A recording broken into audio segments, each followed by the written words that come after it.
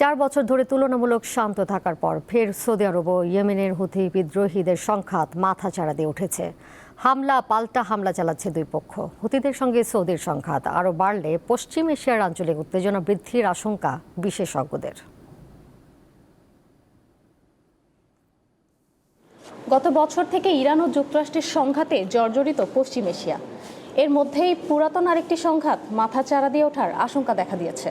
4 বছর ধরে চলা যুদ্ধবিরতি ভেঙে সৌদি আরবে ক্ষেপণাস্ত্র হামলা চালিয়েছে ইয়েমেনের হুথি বিদ্রোহী গোষ্ঠী। সাম্প্রতিক উত্তেজনার সূত্রপাত একটি ইরানি ফ্লাইটকে ঘিরে।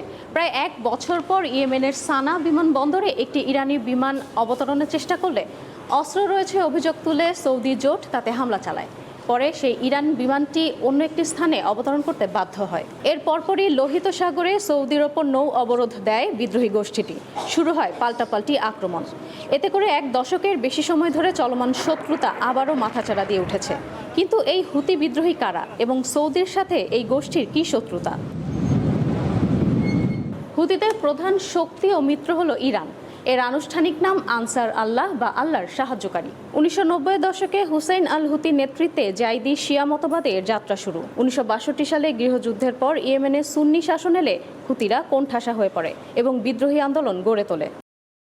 2014 সালে হুথি বাহিনী ইয়েমেনের রাজধানী সানা দখল করে সৌদি সমর্থিত সরকারকে ক্ষমতাচ্যুত করলে দেশটিতে গৃহযুদ্ধ শুরু হয়। 2015 সালে সৌদি নেতৃত্বাধীন সামরিক জোট হুথিদের দমনে হস্তক্ষেপ করলে এটি একটি ভয়াবহ আঞ্চলিক যুদ্ধে রূপ নেয়। 2022 সালে জাতিসংঘের মধ্যস্থতায় দুই পক্ষের মধ্যে সাময়িক যুদ্ধবিরতি হয়।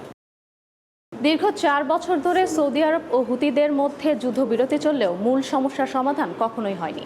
তেল সম্পদের ভাগাভাগি ও ক্ষমতার দ্বন্দ্ব ভেতরে ভেতরে ক্ষোভ বাড়াচ্ছিল। আর এর মধ্যেই আগুনে ঘি ঢেলেছে ইরান ও যুক্তরাষ্ট্রের সংঘাত। ফলে বছরের পর বছর শান্ত থাকার পর আবারও সৌদি আরবের সঙ্গে নতুন এক সর্বনাশা যুদ্ধের ঝুঁকি নিচ্ছে হুথিরা। জাতিসংঘ, ওমান এবং সম্প্রতি পাকিস্তানের মধ্যস্থতায় সংকট নিরসনের চেষ্টা চললেও সমাধানের সম্ভাবনা নিয়ে হতাশা বাড়ছে। এমনকি থামার জন্য হুথিদের কড়া হুঁশিয়ারি দিয়েছেন মার্কিন প্রেসিডেন্ট ডোনাল্ড ট্রাম্পও। হরমুজ প্রণালী অবরুদ্ধ থাকায় তেল রপ্তানির জন্য সৌদি আরব এখন পুরোপুরি লোহিত সাগরের ওপর নির্ভরশীল।